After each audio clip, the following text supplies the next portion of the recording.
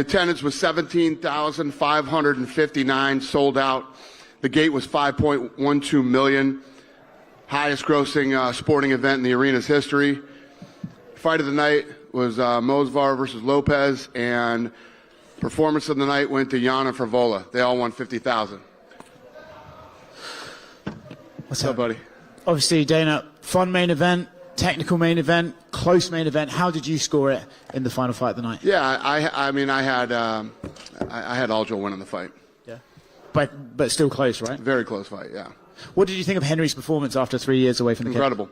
Yeah, you know, I'm a big believer in ring rust, and you know, not only did he fight 5 tough rounds against a guy much bigger than him, you know, yeah, he looked good. And then for Aljamain, it looked like initially Henry might have the wrestling advantage, but Aljo was able to take his back a couple of times, get the hooks in. What was your reaction? Yeah, one of the things that impresses me about Henry Cejudo is, like the Marias fight, after the first round I said, ooh, Henry's in trouble tonight. And then he makes these adjustments and comes back in the second round and looks unbelievable. So, yeah, I thought both guys fought a hell of a fight. Before this fight, we were talking about whoever wins, it does something for their legacy, right? For Aljo, it cements him as being one of the best bantamweights of all time. Do you think after that performance that is fair, that he is one of the best in history? Yeah, it was a big win for him.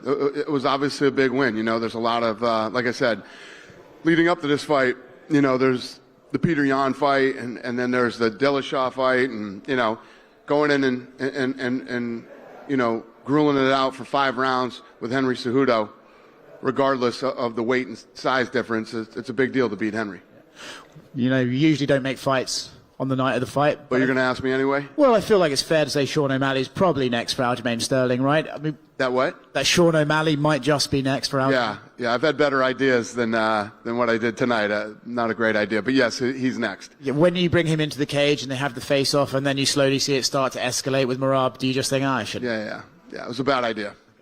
Do we have any sort of timeline on when we'd like to do that fight? Yeah, probably August. Okay. In Boston? Probably. Okay, cool.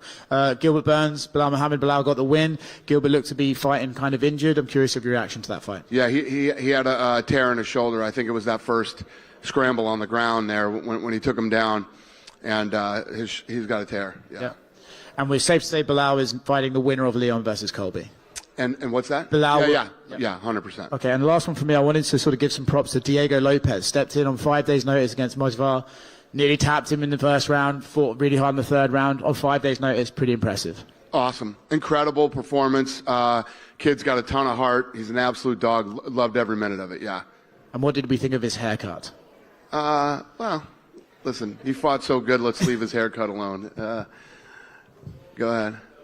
Dana, I want to ask about Yan Xiaonan. Obviously, a great finish of Jessica Andrade. We had her back here, and I was asking her like how big a fight between her and Zhang could be for China. Do you have any insight on like the metrics of maybe you can't do it there right now, but like what could that do for that market that you guys have been continuing to push into? You know what's crazy is Teddy Atlas was sitting with me during that fight, and Andrade kept throwing lead left hooks. And he says, if she keeps, this girl throws great straight right hands. If she keeps throwing that lead left hook, she's going to knock her out with a straight right. And he literally called exactly what was going to happen. And she threw like 3 hooks in a row. He literally called it 2 minutes before it happened because she kept throwing these lead left. He says, when people are sparring and they're throwing lead left hooks like that against somebody who can throw, I literally jump in the ring and tell them to stop. And I break up the whole sparring and break it down. But he literally called that was going to happen. Yeah, I don't know what we're going to do with Yan, where she's going to go, but I'm definitely going to look at China. Yeah. You could potentially go back to China and do an event there. Wow. I'm looking at that right now. And what did you think of Crone Gracie tonight? You know, I like Crone a lot, and he's a good kid. He came in very limited tonight, very limited. You know, it was like coming out of a time capsule in 1995, you know what I mean? Tough way to try to win a fight these days. Yeah, 30th anniversary, you'd never think you'd kind of see that. Well, the kid's got a ton of heart. He's got a good chin. I like him, and you know, I don't want to shit on his performance, but yeah, that was a rough game plan. Yeah, and on the featured prelim, Matt Frivola, great finish, first person to knock out Drew Dober in like 12 years or something. He keeps calling out Patty. He wants this fight real bad. I know Patty's nursing some injuries, but is he a guy maybe you look at to grant that wish? Just I have no idea. I mean, all these fights at that level are all about timing. You know what I mean? Yeah. And last thing, nothing to do with this card, but the last few days we've seen Alex Pereira and Israel Adesanya going back and forth a lot on social media, and Alex is kind of hinting that he wants that MMA trilogy. Do you have any indication, is he still wanting to go to 205, or is he maybe reconsidering to try to get that fight again? First of all, I didn't even know that. But yeah, no, he's going to 205. Yeah. Any idea when we could see that debut? No, none. All right, thank you. All right. Dana, over here to your right. Hey. So May 20th, Aldana's out of the main event. Do you guys have a new main event for that card? May 20th, Aldana's out. Oh yeah, yeah. You're talking about Raquel. Yeah. Yeah. No, we don't have another fight for that. Raquel's going to be the backup for that fight, and yeah, I don't know what we're doing there yet. Okay, and then more immediately, or I guess rather not more I immediately. thought you were telling me something I didn't know, and that Aldana was out of the fight. I was like, when the fuck did that happen? Nobody told me. Definitely not. But you know, tonight Belal's next. Do we have any progress with Leon and Colby? No. Dana White, Yep. Congratulations on a great night. Thank you. You packed the house in New Jersey, a Prudential Center. You came back, every fight delivered. How impressed were you with Aljamain Sterling and Henry Cejudo taking that initiative to sell this fight and pretty much pack this house, or help pack this house? Yeah, I mean, it wasn't a matter of those guys trying to sell the fight. I mean, if you are a fight fan, you realize that this was a great fight between two guys who stylistically match up very well. And the card was a fun card, you know, and I love when they deliver. The fights were awesome tonight. From the first prelim, the second prelim, on throughout the rest of the night, the fights were great. And how impressed were you with Gilbert Burns? He was obviously hurt, but he lasted all 5 rounds. He was fighting with essentially one hand. Like, how impressed were you with Gilbert Burns? I'm always impressed with Gilbert Burns. You know, his fight with Khamzat Chimaev was unbelievable. And then what he did in Miami a few weeks ago was unbelievable. And the fact that he wanted to turn around this fast, I have nothing but respect for that kid. And to think that he would fight with one shoulder is not shocking. He's an absolute savage. And after the long layoff, Henry Cejudo obviously didn't fight since 2019. He took off his gloves at the end of the fight, and I got a little bit worried that he might be retiring, and he said he doesn't know what he wants. Are you going to try to talk him into staying and not, you know, he had a great performance. Would you talk him out if he said he wanted to retire or he wanted to? There's only been a couple guys I've tried to talk out of retiring at the time that they did. You know, it was DC and Habib. You know, Henry's been off for 3 years. He looked great tonight against a guy who's much bigger, much stronger. But, you know, that's up to him, whatever he wants. I mean, I don't think you should have retired the first time. But, you know, if he decides to retire a second time, I probably wouldn't argue with him. And when's the next time you're coming back to the East Coast? And I'm not afraid to beg. Yeah, we're talking about Boston this summer. So, yeah. Awesome. Thank you very much. Dana, over to your far right, way over here. Yep. I wanted to ask about a little incident we saw last weekend. Conor McGregor kind of came back a little bit. He was in the ring in another promotion in bare knuckle. What were your thoughts on Conor's activities that weekend? Yeah, no, listen, you know, a few people have asked me this. You know, when you're in the business like we're in the business, sometimes it's fun to just go and be a fan. And I think that's what Conor was doing that night. I have no problem with it whatsoever. Have we any movement on when that Chandler fight is going to happen? I know we just saw the announcement that The Ultimate Fighter is going to air in a few weeks. Yep. Any more news? We don't. Not yet, no. And I wanted to ask as well, your business partner KSI back in the ring next week. Do you think he's going to win? Who's he fighting? Guy 9-0, Joe Fournier. Interesting. I have no idea. I have no idea. Thank you. Thank you. Hey, Dana. Yep. After the fight, Merab Dvalishvili, he took Sean O'Malley's jacket. He's currently the #1 ranked bantamweight. What plans do you have for him for his next fight? I don't know. He doesn't want to fight Aljo. You know what I mean? So I have no idea. Was that fight offered? What? Him versus Aljo? Oh, yeah. You could have that fight tomorrow. Yeah? Dana, over here. Yep. Speaking of cross promotionals, I saw the UFC Twitter account retweeted a couple weeks ago a promotion from a skateboarding championship series. Right. There was a few connections we noticed. It was on Rumble, so with the slap fighting, there was that tit for tat, perhaps. And it turns out that Lorenzo Fertitta is one of the owners of that league or of one of the promotions in that. I'm not sure the exact details of that. What was the UFC's decision to do that? Was this like a favor for a friend? Does Endeavor have a part in this? Lorenzo and I own it. You're in part of it. Yeah. Okay. We own a company called Throw One. We own Ridiculousness. We own SLS. We own Nitrous Circus. And we own Travis Pastrada's NRX rally car. Okay. Didn't know that. So that's going to be just a staple in the cross promotion, like slap fighting has been the Slap Power League? I don't know. If I feel like it, yes. Fair.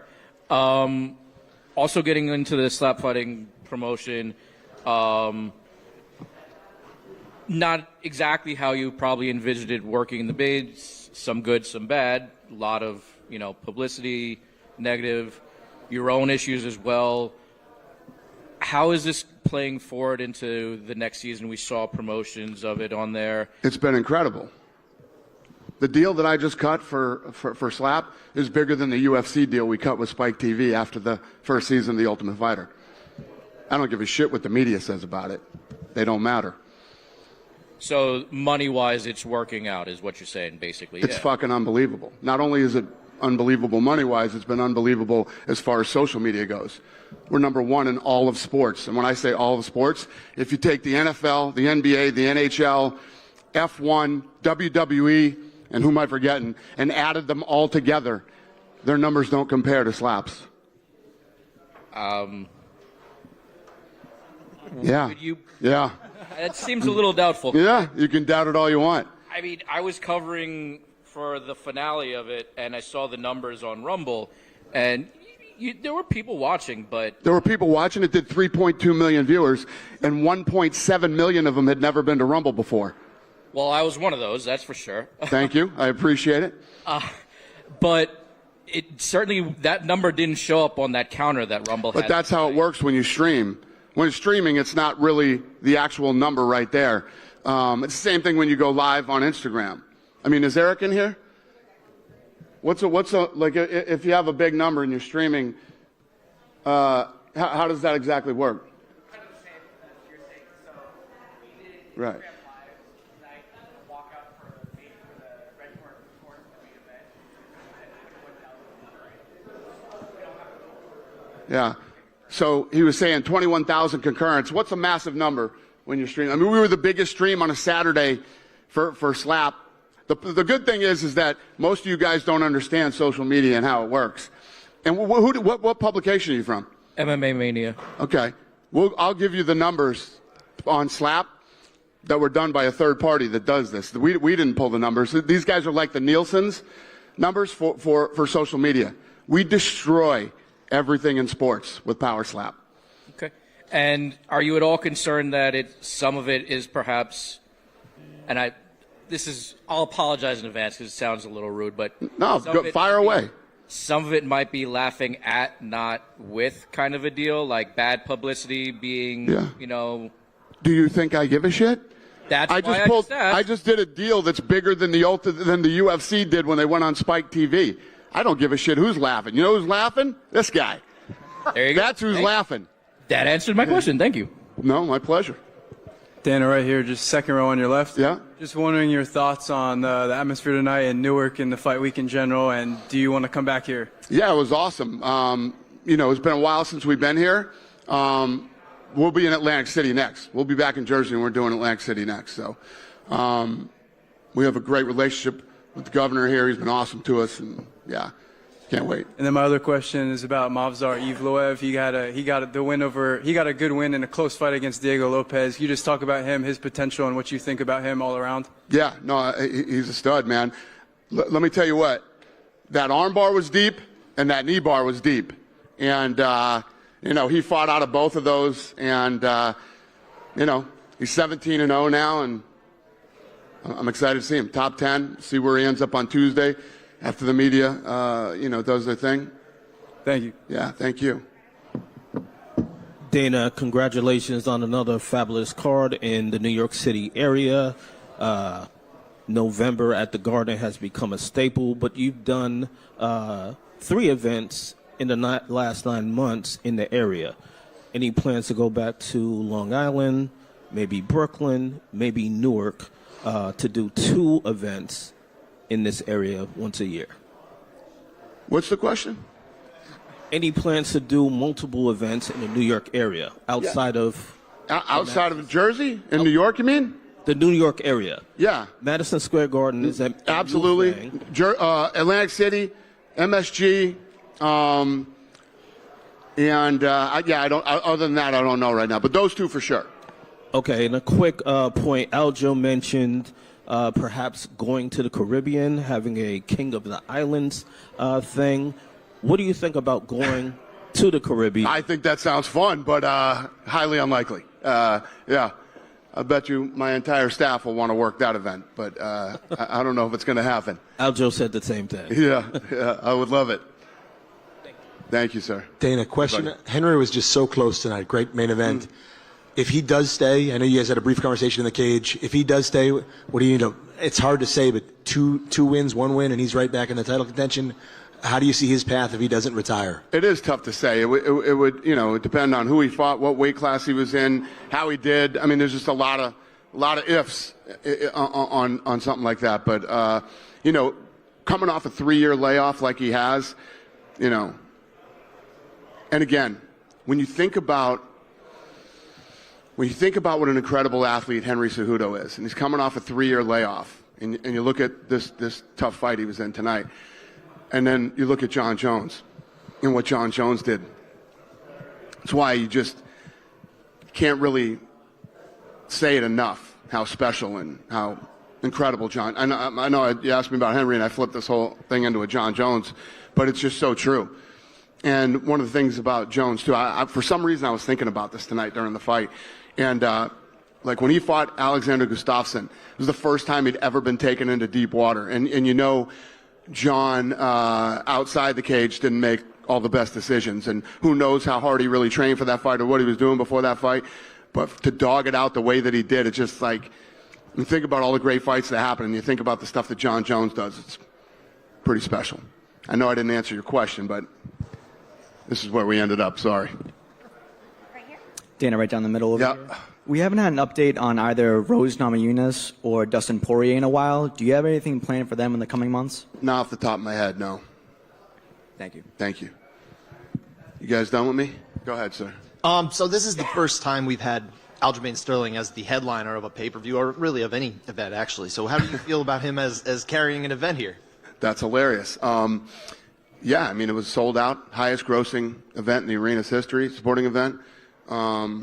It was good. It was good. It was a good fight. I mean, people knew stylistically. I mean, the crowd, it's in his hometown and people were cheering for Henry. I don't know what that means, but yeah.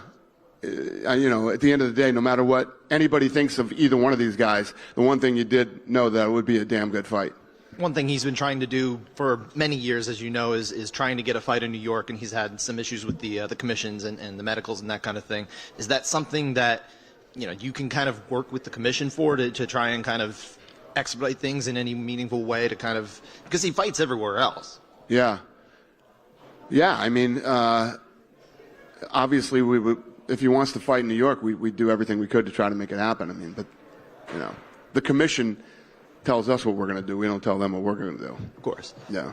One more thing about main events here. We are finally going to have a flyweight non-title main event for the first time in 6 years. Is that something you kind of realize as you're planning these events, that we really haven't gone to flyweight to headline these fight night cards? No. Never crossed my mind at all. There's a lot of demand for these fights. People like the flyweights. They're exciting. They're fun. Is that something you might think about planning more in the future? What is your question? I'm confused by this. To have more flyweight, headliners and that kind of thing, especially on fight night cards. Sure. All right. Thank you. Yeah, just two quick follow-ups. Yeah. Speaking of bantamweights, do you know what the latest with Umar Nurmagomedov is? Everybody's asking. Yeah, we were talking about him earlier. That's a guy not everybody's beating the door down to fight. So, yeah, we'll figure something out with him. How difficult is it when you have guys like that it's really tough to get them their breakthrough fight? 100%, especially when, it's always hard when you have these guys that are in the top 10. When you start going 7, 6, 5, 4, and then this guy's behind. Nobody wants to take that risk on a guy that isn't ranked. It's tough. Those are the fights. Listen, those are the fights that publicly everybody says they'll take, but privately nobody wants to take them. Yeah, and just last thing, I want to drop a stat for you. With Henry Cejudo's loss tonight, fighters who are over 35 below the welterweight division are 2-29 in title fights, and Tyron Woodley got both those wins. What does that kind of say about how difficult it is for aging fighters at the lower divisions? Fascinating. I mean, yeah, I don't know. I never thought about it till right now, but yeah, it's interesting. Yeah. Listen, I don't care who you are, how good you are, whatever the deal is. Taking 3 years off. Muhammad Ali was off for 3 years. He never looked the same when he came back. He was still great, still did amazing things, but never looked like he looked before he took 3 years off. It's tough to do. And I don't know. I mean, a lot of you guys in here are combat sports guys might know the answer to this, but who other than John Jones has taken 3 years off and come back and looked as incredible as he did? Go in there and finish a guy in the heavyweight division, a division in which he's never fought before, as quickly and as easily as he did. Maybe George St. Pierre, but he had a tough time with Bisping too. Yeah? I mean, I don't know if anybody's ever done it like John Jones. Yeah, it's only the greatest ones ever, so yeah. That's to show. Thank you. Cool. Thank you. Good night, everybody.